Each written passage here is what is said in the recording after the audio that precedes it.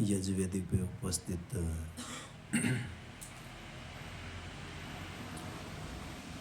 आर्यवन के अधिकारीगण, बाहर से आए हुए अतिथि और विद्या और साधना में रत विद्यार्थीगण,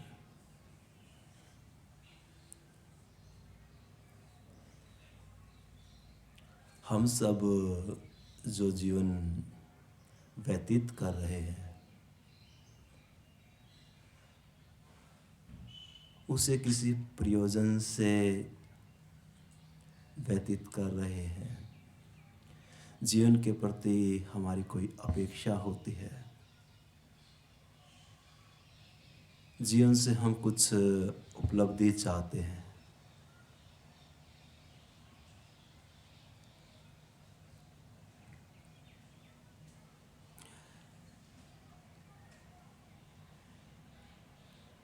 जीवन के प्रति हमारी कुछ आकांक्षाएं होती हैं।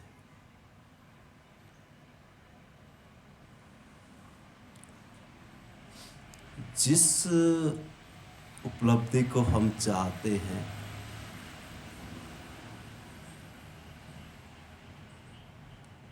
जो हमारी अपेक्षा है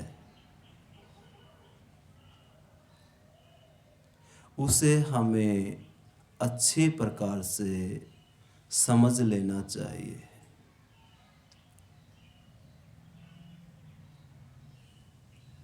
हमारा जो लक्ष्य है उसे हमें अच्छे प्रकार से समझ लेना चाहिए।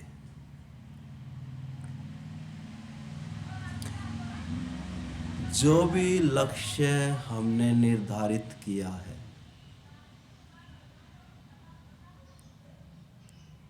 उसका जो निश्चय होना चाहिए वो हमारा व्यक्तिगत होना चाहिए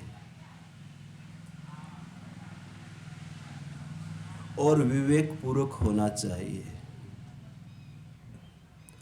अन्यथा कई बार और लंबे समय तक हम अपने लक्ष्य को निश्चित नहीं कर पाते, या जो हमारी अपेक्षा होती है उसके अनुसार भी हम लक्ष्य का निर्धारण नहीं कर पाते।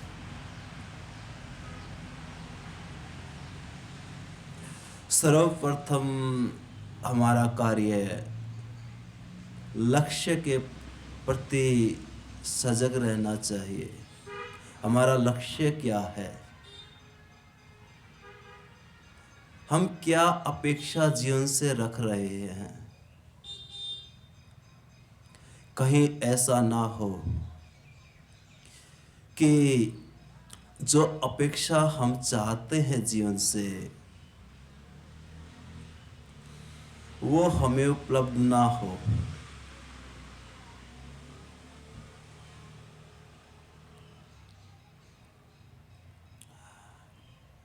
और अवसर हाथ से निकल जाए, बाद में हमें समझ आए कि हम तो कुछ और चाहते थे और उपलब्धि कुछ और हुई, या जो हम चाहते थे वो हमें उपलब्ध नहीं हो पाया। बाद में हमारे पास शिकायत नहीं होनी चाहिए। इसलिए जो भी हम जीवन के प्रति अपेक्षा रखते हैं, जीवन से जो भी उपलब्धि चाहते हैं, उसे बिल्कुल स्पष्ट रखें।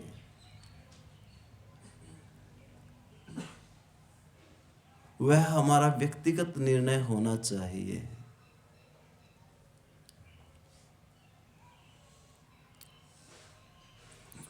हाँ, दूसरों से हम सहायता ले सकते हैं, क्योंकि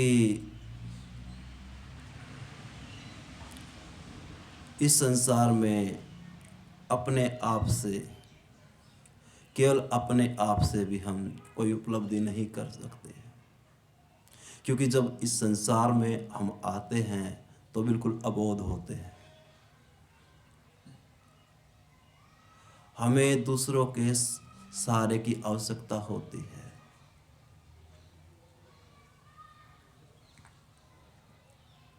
दूसरों से सहयोग का निषेध नहीं होता, लेकिन जो निश्चय होता है वो अपना होना चाहिए,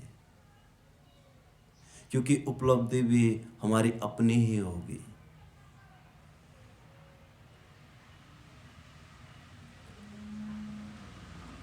तो जो जीवन है उसके प्रति जागरूक और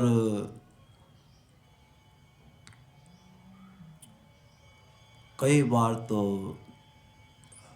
ऐसा भी देखने में आता है, व्यक्ति अपने लक्ष्य के प्रति भी जागरूक नहीं हो पाता। समय, साधन, अवसर सब कुछ के पास होते हैं, लेकिन जो उपलब्धि होती है वो उसके पास नहीं होती है। और फिर बाद में हमारी एक विडंबना होती है कि जो दोष है वो हम अन्य को ही देते हैं, किसी व्यक्ति को, किसी देश को, किसी काल को। हमारी भूल क्या थी हमें तब भी समझ नहीं आता।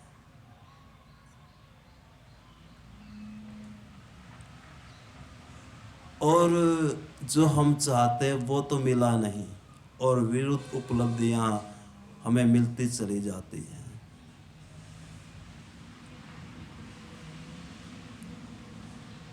सर्वप्रथम यही कार्य व्यक्ति को करना चाहिए।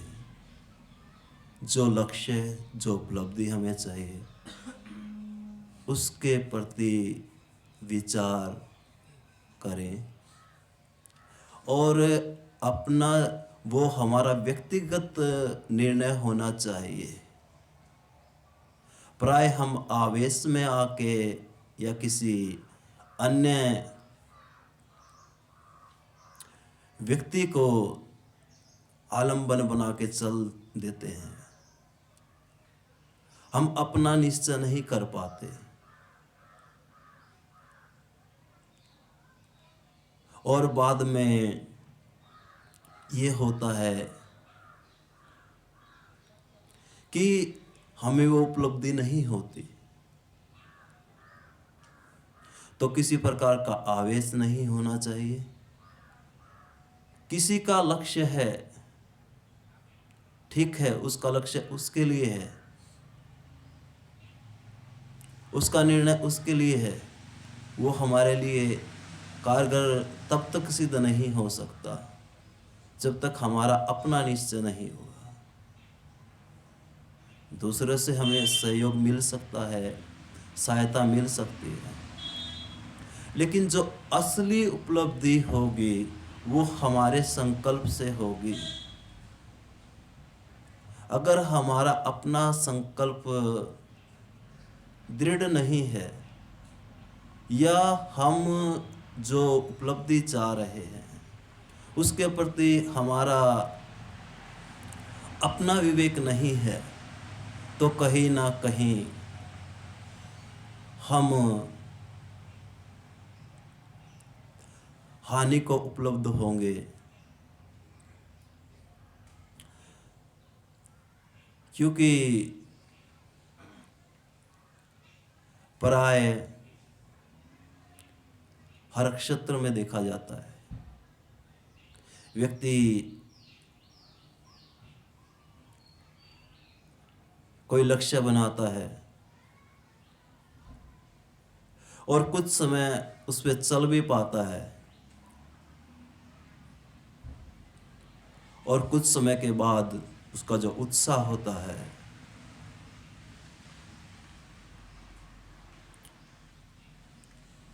उसका जो पुरुषार्थ होता है उसमें शिथिलता आनी शुरू हो जाती है। और कई बार तो जो हमने अपना लक्ष्य बनाया होता है उससे विमुख हो जाते हैं या उससे विरुद्ध दिशा में हमारी गति होनी शुरू हो जाती है। हम खुद भी नहीं समझ पाते ये क्या हुआ, क्यों हुआ।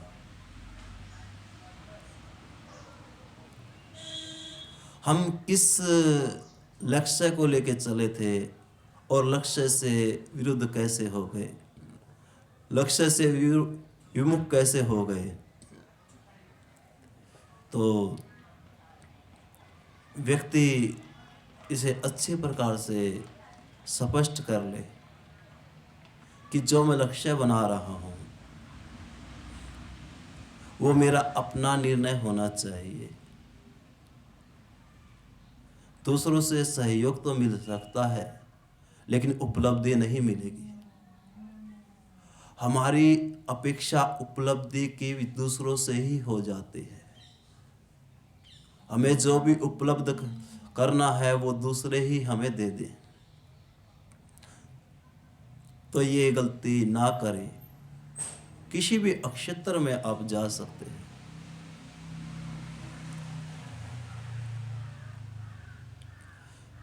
और जितना हमारा लक्ष्य हमारे लिए उपयोगी होगा उतनी ही हमारी गति होगी लक्ष्य।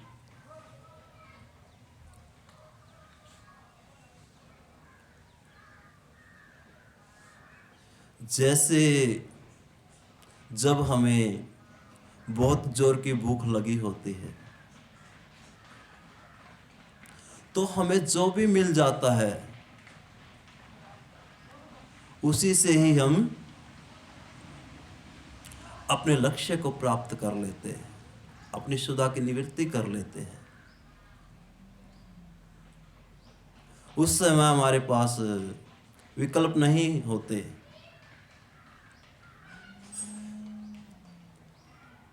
इसी प्रकार जब हमारा लक्ष्य हमारे लिए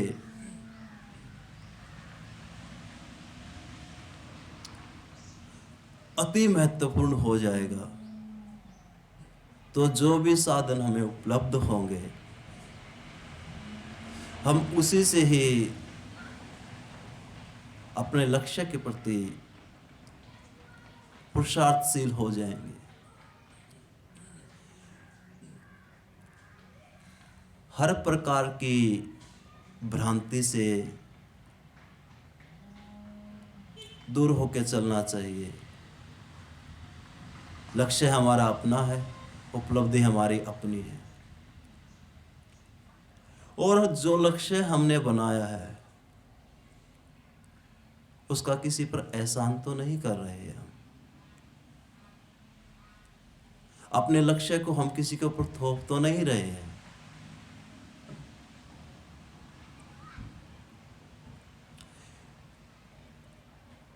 तो हर प्रकार से हमें जागरूक होकर चलना होगा, अन्यथा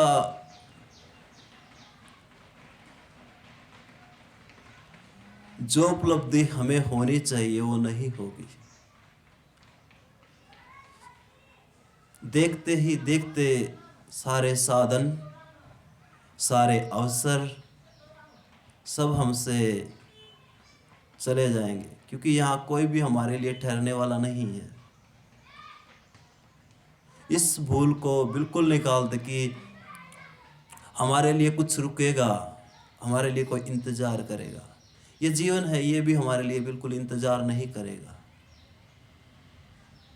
इसलिए जो भी साधन है, जो भी अवसर हैं, उसी को लेके हमें आगे बढ़ना होगा। एकाकी सारे साधन नहीं मिलेंगे।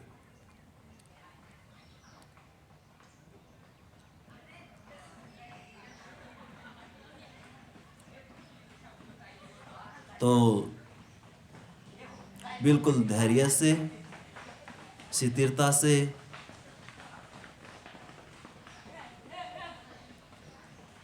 आगे बढ़ते रहे। एक वैज्ञानिक जो बनता है वो भी एकाकी नहीं बन पाता। एक जो बड़ा खिलाड़ी होता है, ओलंपिक स्तर पे जो जाता है, वो भी एकाकी नहीं हो पाता। एकाएक वो भी अपनी उपलब्धियां नहीं प्राप्त करता। बड़ा कोई राजनेता होता है, वो भी एकाएक नहीं हो पाता।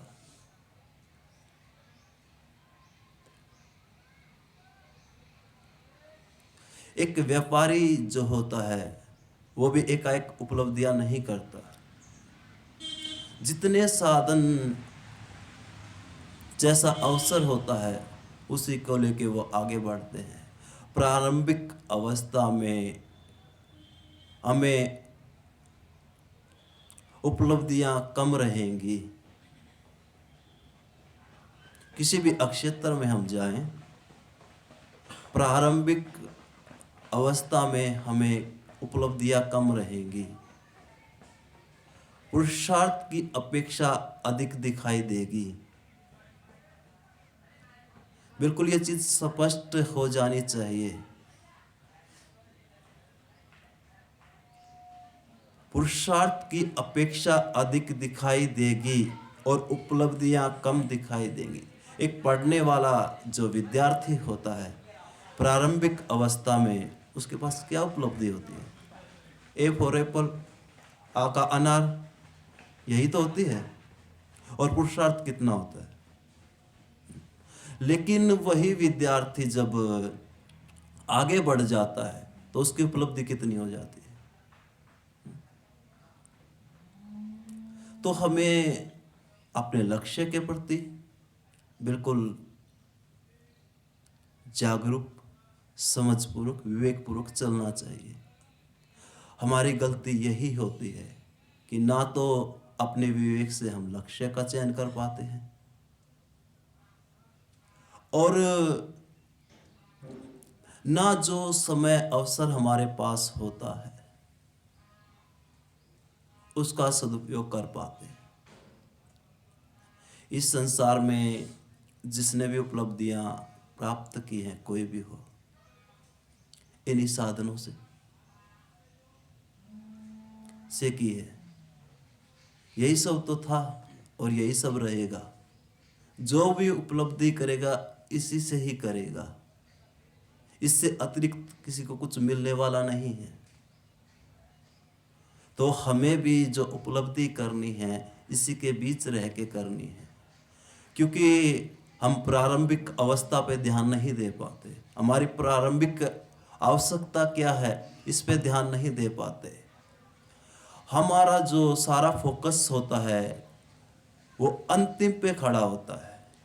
हमारी अपेक्षा अंतिम उपलब्धि की होती है, लेकिन हमारी आवश्यकता प्रारंभिक होती है। हमारी जो भूल होती है सबसे बड़ी यही होती है कि हम प्रारंभिक पे ध्यान नहीं दे पाते। हम जो अंतिम है उसी पे ही फोकस रखते हैं, और इसलिए हम अंतिम को भी उपलब्ध नहीं हो पाते। किसी भी क्षेत्र में देख ले, जो ऊंचे स्तर की उपलब्धि होती है वो प्राय सीमित लोगों के पास ही होती है। हर किसी के पास ऊंचे स्तर की उपलब्धियां नहीं होती, चाहे व्यापार का क्षेत्र हो, चाहे राजनीति का क्षेत्र हो, चाहे खेल का क्षेत्र हो, और चाहे हमारा अध्यात्म का क्षेत्र हो। ऊंचे स्तर की उपलब्धियां नहीं होती। क्यों? क्योंकि हमारी जो अपेक्षाएं होती हैं वो अंतिम स्तर पे खड़ी होती हैं, और जो हमारी आवश्यकता होती है वो हमारी प्रारंभिक होती है। प्रारंभिक की हम उपेक्षा करनी शुरू कर देते हैं। हम जो प्रारंभिक अवस्था होती है उसकी उपेक्षा शुरू कर देते हैं। ये सबसे बड़ी भूल होती है, और जब समय अवसर हाथ से चला जाता है तब हमें पता चलता है कि, और हम तब भी नहीं समझ पाते कि हमने गलती क्या की थी। बस फिर हम अन्य को दोष देने के सिवाय हमारे पास कोई भी चारा नहीं होता। इसने ये कर दिया, उसने वो कर दिया, ये नहीं मिला, वो नहीं मिला, ऐसा हो गया, वैसा हो गया। तो सिर्फ यही हमें उपलब्धि होती है अंतिम में। ये उसका परिणाम है जो हमने प्रारंभिक अवस्था में भूल की है। बाद में हमारे पास एक शौक के अतिरिक्त कुछ नहीं होता, एक गलाने के अतिरिक्त कुछ नहीं होता, एक उलाने के अतिरिक्त कुछ नहीं होता। क्यों? जिसने उपलब्धियां की हैं उनसे सीख ले। वो धरातल से चलते हैं और हम सीधे आकाश पे जाना चाहते हैं। ये गलती नहीं करनी है। अगर हमें आकाश उपलब्ध हो भी गया तो हम आकाश में ठहर नहीं पाएंगे अगर हम धरातल से जुड़े हुए नहीं हैं। ऐसा ही तो होता है। जिन्हें प्रारंभ में ही आकाश मिल जाता है वो आकाश में ठहर नहीं पाते और धरातल पे भी फिर वो टिक नहीं पाते। और जो व्यक्ति धरातल से जुड़ के आकाश में जाता है वही वहाँ पे स्थिर रह पाता है, वही वहाँ पर अपने आप को संतुलित कर पाता है, व्यवस्थित कर पाता है।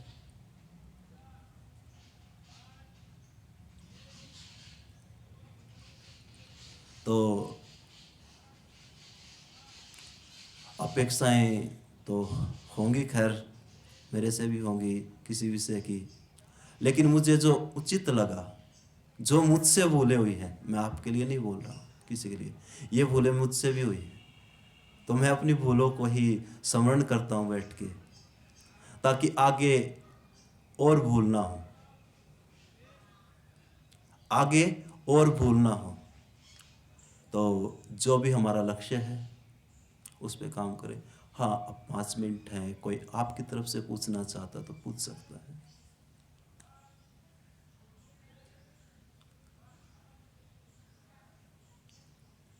बाकी तो आप लोग दर्शन पढ़ रहे हैं, उपनिषद पढ़ रहे हैं, यहाँ पे वातावरण भी है, अतिरिक्त विषय तो आपके सामने आ ही जाता होगा।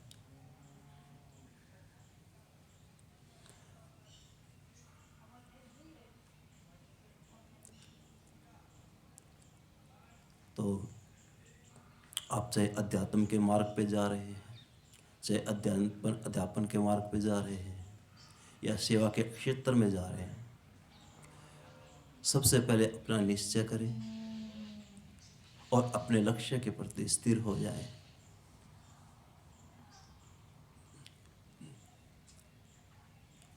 और एकाएक उपलब्धि की अपेक्षा ना रखें। समय लगेगा, पुरुषार्थ होगा, सब होगा,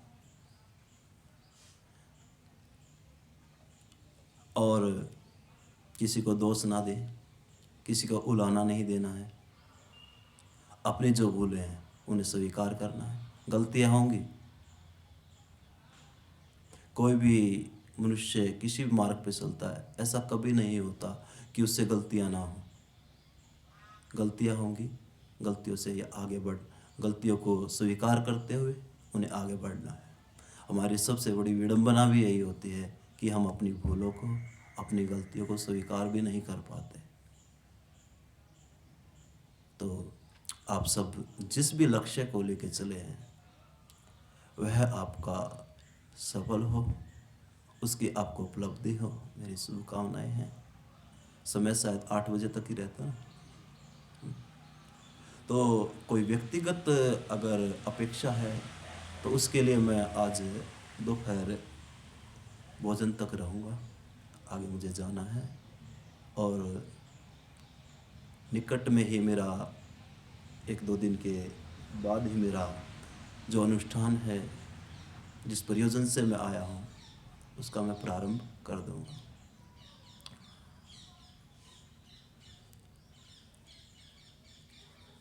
कुछ पूछना है?